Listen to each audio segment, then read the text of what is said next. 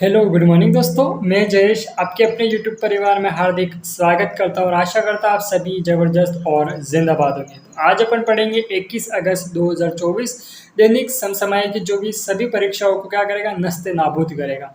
ठीक है मेरे दोस्तों, तो क्लास को शुरू करने से पहले आप सभी आपके व्हाट्सएप स्टेटस या फिर व्हाट्सएप ग्रुप, टेलीग्राम ग्रुप या फिर जहाँ पर भी आप लोग जुड़े हुए क्लास को शेयर ज़रूर कीजिएगा। ठीक है मेरे दोस्त, तो आज की क्लास में अपन कुछ नया करेंगे। तो क्या नया करेंगे, इसके लिए आपको क्लास में लास्ट तक बने रहना होगा। ठीक है मेरे दोस्त, तो शुरू करते हैं अपनी आज की क्लास। क्लास का पहला क्वेश्चन है क्वेश्चन नंबर फर्स्ट।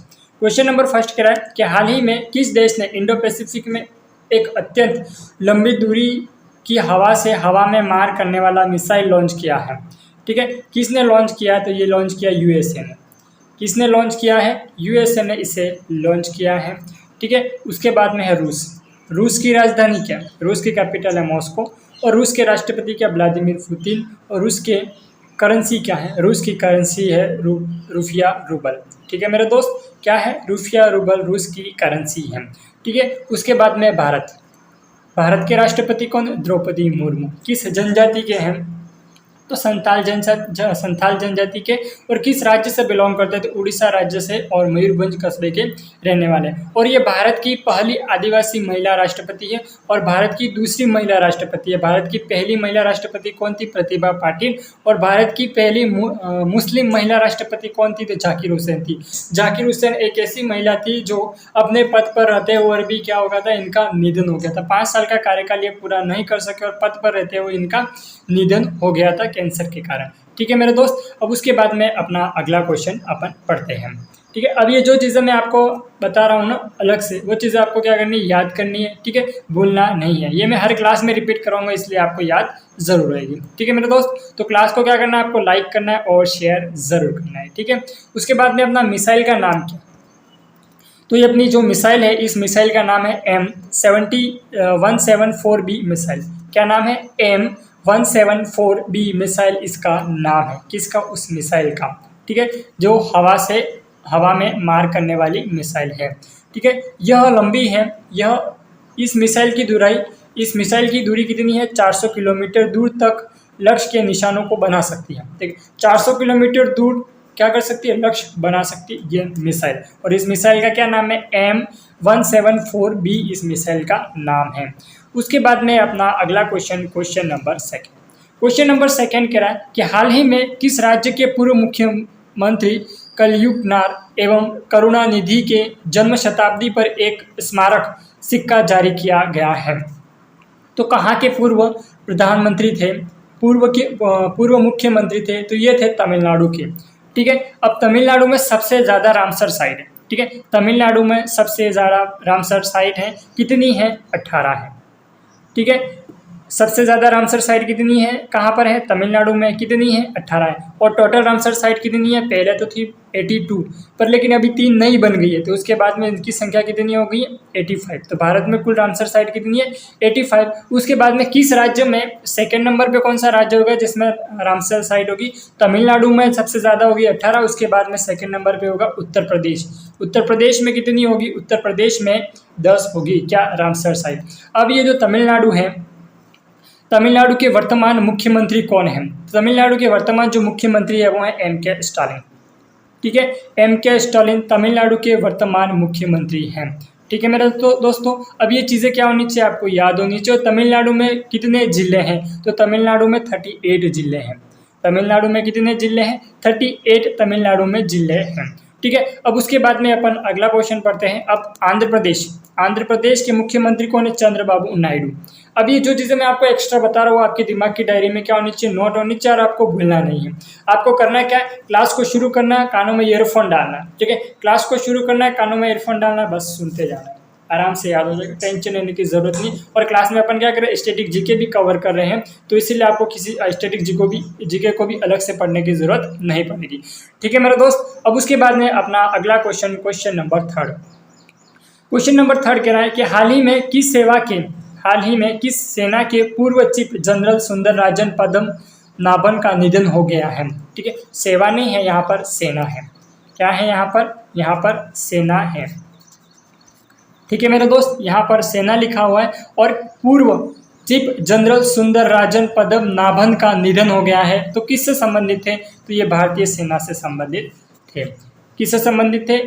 भारतीय सेना से संबंधित थे। अब उसके बाद में ये कुछ चीज़ें देख लेते हैं कि भारतीय सेना के पूर्व मुख्य प्रमुख जनरल सुंदरराजन पद्मनाभन का निधन हो गया। ठीक है, इनका निधन हो गया है।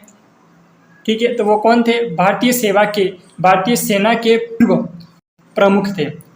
ठीक है, भारतीय सेना के पूर्व प्रमुख थे और उन्होंने 30 सितंबर 2000 को उन्होंने 20 में अध्यक्ष के रूप में भारतीय सेवा का कार्यभार संभाला था। और 30वें अध्यक्ष कौन है? वर्तमान अध्यक्ष कौन है भारतीय सेना के? तो उपेंद्र द्विवेदी हैं। और कौन से नंबर के उपेंद्र द्विवेदी? 30वें नंबर के अध्यक्ष हैं। कौन से नंबर के अध्यक्ष हैं? 30वें नंबर के अध्यक्ष है कौन? उपेंद्र द्विवेदी। भारतीय सेना के वर्तमान अध्यक्ष कौन है? तो वो है उपेंद्र द्विवेदी। और कितने नंबर के? 30वें नंबर के अध्यक्ष हैं। ठीक है मेरे दोस्त, अब उसके बाद में अपना अगला क्वेश्चन नंबर 4।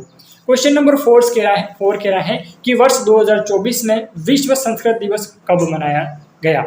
ठीक है, अब प्रतिवर्ष नहीं मनाया जाता, लेकिन वर्ष 2024 में किस तारीख को मनाया गया था?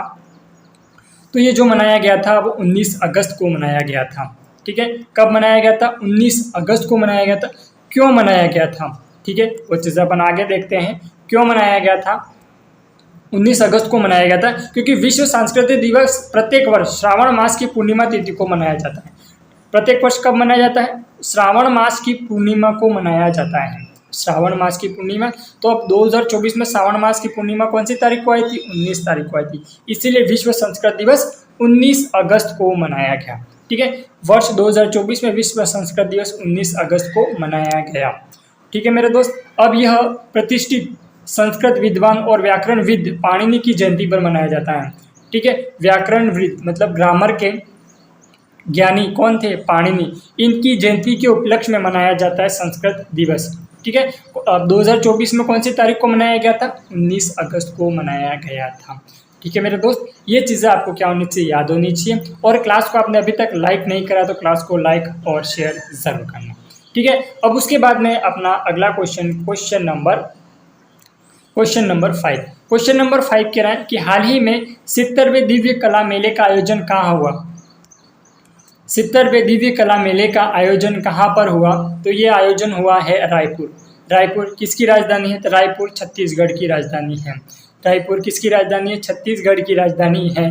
अब रायपुर छत्तीसगढ़ की राजधानी, छत्तीसगढ़ के मुख्यमंत्री कौन है? तो मेरे दोस्त छत्तीसगढ़ के मुख्यमंत्री विष्णुदेव। कौन है छत्तीसगढ़ के मुख्यमंत्री? विष्णुदेव छत्तीसगढ़ के मुख्यमंत्री। और छत्तीसगढ़ का गठन कब हुआ था? 1 नवंबर 2000 को। छत्तीसगढ़ का गठन कब हुआ था? 1 नवंबर 2000 को छत्तीसगढ़ का गठन किया गया था। कब किया गया था छत्तीसगढ़ का गठन? 1 नवंबर 2000 को छत्तीसगढ़ का गठन किया गया था। ठीक है, अब उसके बाद में जयपुर किसकी राजधानी है? राजस्थान की राजधानी है। भोपाल किसकी राजधानी? एमपी। ठीक है, मध्य प्रदेश की राजधानी किसकी है? मध्य प्रदेश। भोपाल की राजधानी क्या है? तो मध्य प्रदेश। ठीक है, उसके बाद में लखनऊ। अब ये जो भोपाल है वो किसकी राजधानी है? तो एमपी की राजधानी। अब लखनऊ किसकी राजधानी है ये आप मुझे कमेंट करके बताओगे। ठीक है, लखनऊ किसकी राजधानी है ये आप मुझे कमेंट करके ज़रूर बताना। ठीक है मेरे दोस्त, अब उसके बाद में अपन अगली चीज़ें देख लेते हैं। अब ये मेला कहाँ आयोजित किया गया था? तो ये मेला आयोजित किया था रायपुर में, रायपुर के छत्तीसगढ़ में। छत्तीसगढ़ के मुख्यमंत्री कौन थे वो मैंने आपको बता दिए, विष्णुदेव थे छत्तीसगढ़ के मुख्यमंत्री। उसके बाद में भारत सरकार के सामाजिक न्याय और अधिकारिता मंत्री डॉक्टर वीरेंद्र कुमार ने छत्तीसगढ़ की राजधानी रायपुर में 70वें दिव्य कला मेले का आयोजन किया था। ठीक है, इस मेले में क्या था कि दिव्य कला मेले का भारत सरकार द्वारा 2022 में विकलांग दिव्यांग कलाकारों को उनके उत्पादों को बाजार तक पहुंच प्रदान करके आर्थिक रूप से सशक्त बनाने के लिए शुरू किया गया था। मतलब विकलांगों के द्वारा जो भी प्रोडक्ट बनाया जाएगा उस प्रोडक्ट को क्या किया जाता है? बाजार तक पहुंचाने के लिए ये आयोजन किया गया था। और कहाँ पर किया गया था? छत्तीसगढ़ के रायपुर में इसका आयोजन किया गया था। उसके बाद में क्वेश्चन नंबर 6 कह रहा है कि हाल ही में परिवर्तन निदेशालय ईडी के नए निदेशक कौन है? ईडी का मतलब होता है इंस्पॉर्टमेंट डायरेक्टर। ठीक है, ईडी का मतलब क्या होता है? इंस्पॉर्टमेंट डायरेक्टर। तो कौन है? राहुल नवीन। कौन है? राहुल नवीन, ये इंस्पॉर्टमेंट डायरेक्टर है ईडी के। ठीक है, अब उसके बाद में अपना अगला क्वेश्चन नंबर 7। क्वेश्चन नंबर 7 कह रहा है कि हाल ही में भारत और किस देश के नागपति नाम और जाफना के बीच में फेरी सेवा शुरू की गई है? तो कहाँ पर शुरू की गई है? तो ये शुरू की गई है श्रीलंका में, ठीक है। उसके बाद में बांग्लादेश, श्रीलंका में शुरू की गई है। उसके बाद में अपन देख लेते हैं बांग्लादेश। अब बांग्लादेश की राजधानी क्या है? ढाका। बांग्लादेश की अभी बहुत चर्चा में रह रहे हैं, ठीक है, इसलिए उसके बारे में कुछ चीज़ें अपन पढ़ लेते हैं। जैसे कि बांग्लादेश की राजधानी क्या है? ढाका। बांग्लादेश की करेंसी क्या है? टका। बांग्लादेश के मुख्यमंत्री कौन है? ममता बनर्जी। और बांग्लादेश के प्रधानमंत्री कौन है? जुल्फों वाली शेख हसीना। बांग्लादेश के प्रधानमंत्री कौन है? शेख हसीना जुल्फों वाली, ठीक है। अब उसके बाद में है नेपाल। अब बांग्लादेश में गंगा नदी को किस नाम से जाना जाता है? तो पद्मा के नाम से जाना जाता है। और बांग्लादेश में गंगा नदी को किस नाम से जाना जाता है? पद्मा के नाम से जाना जाता है। और गंगा नदी की लंबाई कितनी है? 2525 किलोमीटर। कितनी है? 2525 किलोमीटर गंगा नदी की लंबाई, ठीक है। उसके बाद में नेपाल की राजधानी क्या है? नेपाल की राजधानी है काठमांडू, ठीक है। उसके बाद में अपना अगला क्वेश्चन, अब ये कहाँ पर आयोजित होगा? तो ये आयोजित होगा श्रीलंका में, ये सेवा शुरू की जाएगी। अब श्रीलंका के बारे में कुछ चीज़ें देख लेते हैं कि भारत और श्रीलंका के बीच नागपट्टी नाम और जपना के बीच फेरी सेवा शुरू की जाएगी। ये शिव गंगा नाम की इस नौका ने तमिलनाडु के नागपट्टी, अब तमिलनाडु में कौन सा क्लासिकल डांस होता है? ये होता है भरतनाट्यम। कौन सा होता है? भरतनाट्यम तमिलनाडु में क्लासिकल डांस होता है। ये तमिलनाडु के नागपट्टिनम नाम और श्रीलंका के उत्तरी प्रांत की राजधानी की स्थापना के बीच अपनी पहली यात्रा सफलतापूर्वक की, ठीक है। अब उसके बाद में अपना क्वेश्चन नंबर 8 कह रहा है कि भारतीय मानक भैरव ने हाल ही में किस विभाग की शुरुआत की है? तो किस विभाग की शुरुआत की है? तो यहाँ पर की है पर्यावरण एवं नवीकरणीय, उसके बाद में पर्यावरण और ऊर्जा विभाग, पर्यावरण एवं विकास विभाग। तो यहाँ पर की है ऑप्शन डी, पर्यावरण एवं नवीकरणीय ऊर्जा विभाग। किसकी खोज की है? पर्यावरण एवं नवीकरणीय ऊर्जा विभाग की खोज की है, ठीक है। किसके द्वारा की है? तो भारतीय मानक भैरव ने के द्वारा इसकी खोज करी गई है। उसके बाद में अपना इसके बारे में और चीज़ें देख लेते हैं कि पर्यावरण और पारिस्थितिकी विभाग, पर्यावरण एवं पारिस्थितिकी विभाग, भारतीय भैरव बीस ब्यूरो ऑफ इंडियन स्टैंडर्ड ने पर्यावरण एवं पारिस्थितिकी से संबंधित मुद्दों पर मानकीकरण और के लिए नए विभाग की शुरुआत की। इसका नाम पर्यावरण पारिस्थितिकी विभाग दिया गया है। पर्यावरण और पारिस्थितिकी विभाग दिया गया है। उसके बाद में क्वेश्चन नंबर 9 कह रहा है कि हाल ही में भारतीय पैरा बैडमिंटन खिलाड़ी प्रमोद भगत को एंटी डोपिंग उल्लंघन के आरोप में कितने महीने के लिए निलंबित किया है?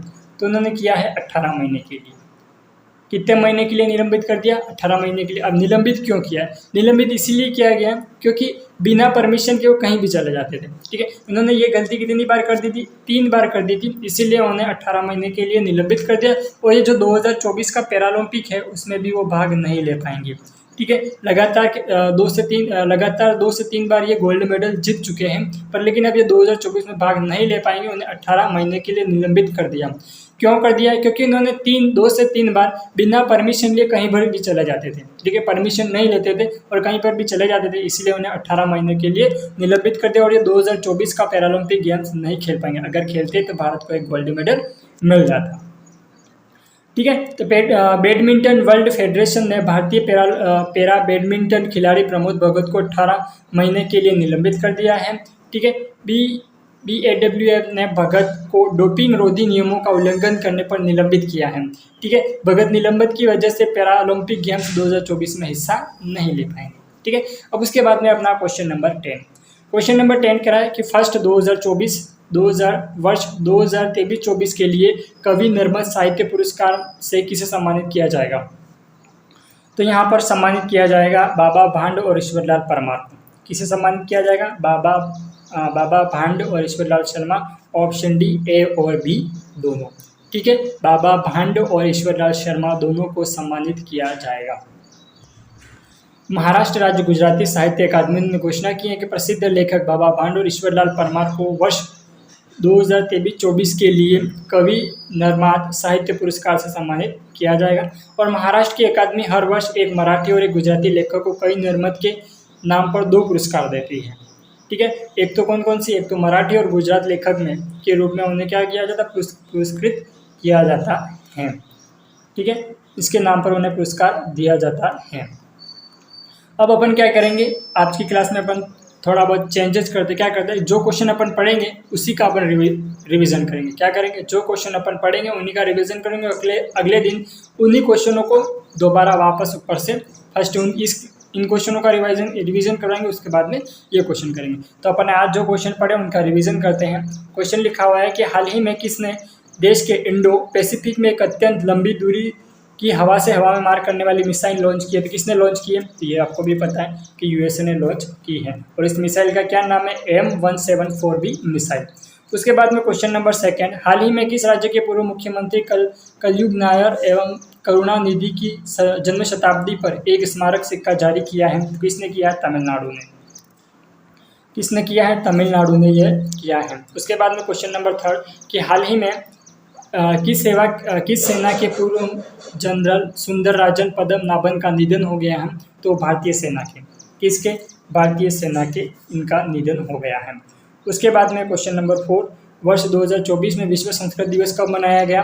तो वर्ष संस्कृत दिवस मनाया गया 19 अगस्त को। कब मनाया गया, 19 अगस्त को विश्व संस्कृत दिवस मनाया गया।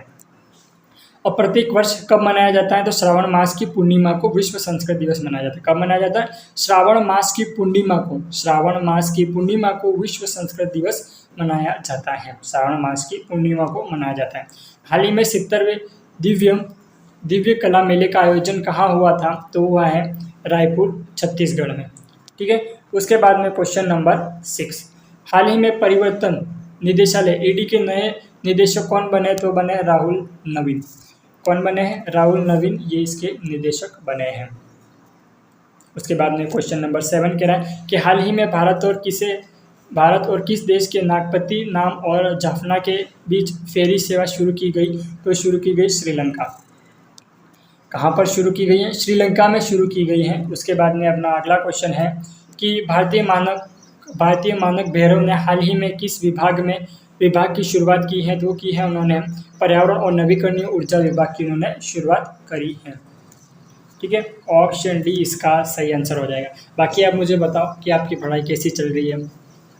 ठीक है, आप सभी की पढ़ाई बहुत अच्छी चल रही होगी, तो मुझे कमेंट करके बताना कि आप किस एग्ज़ाम की प्रिपरेशन करते हो और कहाँ से इस क्लास को आप देख रहे हो। आप किस एग्ज़ाम की प्रिपरेशन कर रहे हो और कहाँ से इस क्लास को देख रहे हो। बाकी आप इस क्लास को आपके दोस्तों के साथ अधिक से अधिक शेयर ज़रूर करिएगा।